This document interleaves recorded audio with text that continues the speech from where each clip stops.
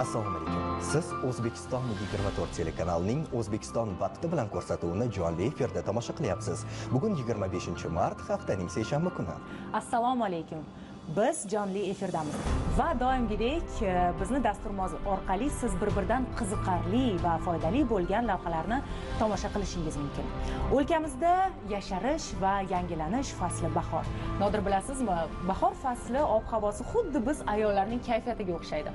Bir qarasa bulutli, yomg'irli, bir qarasa esa quyoshli.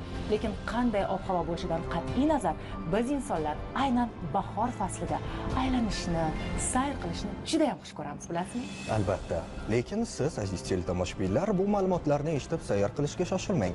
Chunki ayni damda siz sahifamizni tomosha qilib BYD avtomashinasining egasiga aylanishingiz mumkin. Buning uchun esa farzandingiz Ta'limni rivojlantirish Respublika ilmiy metodik markazi tomonidan tashkil etilgan iqtidorli bolalar olimpiadasida ishtirok etib, g'olib bo'lishi kerak.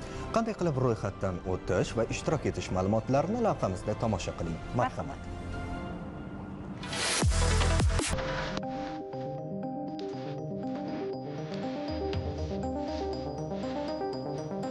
BYD Chazor.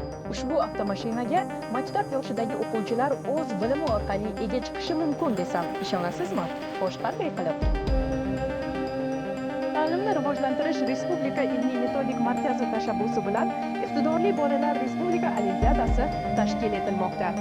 Respublika miqyosida ilk marotaba o'tkazilayotgan ushbu olimpiadada eng faol ishtirok etgan hamda eng ko'p o'quvchilari yuqori natijalarni qayd etgan maktab jamoasiga ushbu avtomashina taqdim etiladi. Aprel oyida start beriladigan Ibro, ya'ni iqtidorli bolalar Respublika olimpiadasida 120 mingdan ortiq yoshlar ishtirok etishi kutilmoqda. Olimpiada onlayn va offlayn ko'rinishda 3 bosqichda bo'lib o'tadi.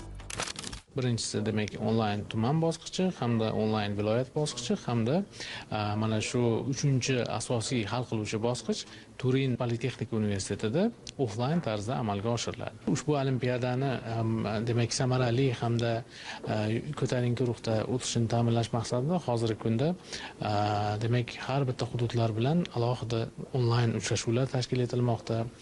Mahallalarda targ'ibot ishlari, hokimliklarda targ'ibot ishlari amalga oshirilmoqda. Qaysi mavzularda respublika miqyosida o'quvchilar qiynalyapti yoki yaxshi o'zlashtirmagan.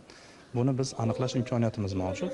Taqdim qilgan test savollariga agar o'quvchilar noto'g'ri javob beradigan bo'lsa, ya'ni diagnostika qilish imkoniyati mavjud. Shuni tahlil qilish asosida tizimda o'zi platforma o'quvchilarga tavsiya beradi. Bu yil 2025-yilda 3 ta fandan testlar tashkil qilyapmiz. Kelgusi yillarda biz kimyo hamda biologiya fanlaridan ham testlarni tashkil qilishni rejalashtirganmiz.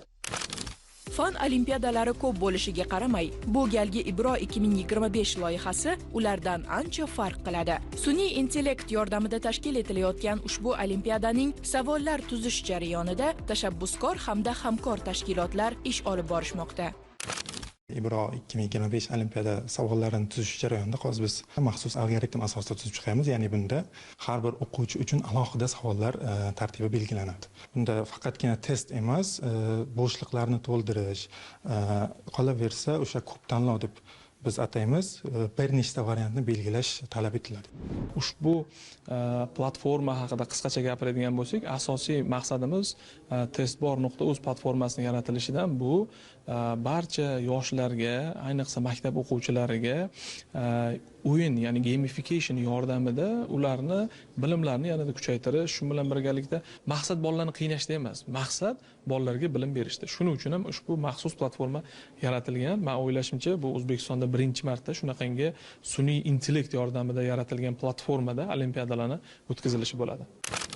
Musobaqada ishtirok etadigan yoshlar birinchi galda o'z bilimini sinovdan o'tkazish va mustahkamlash imkoniga ega bo'lishadi.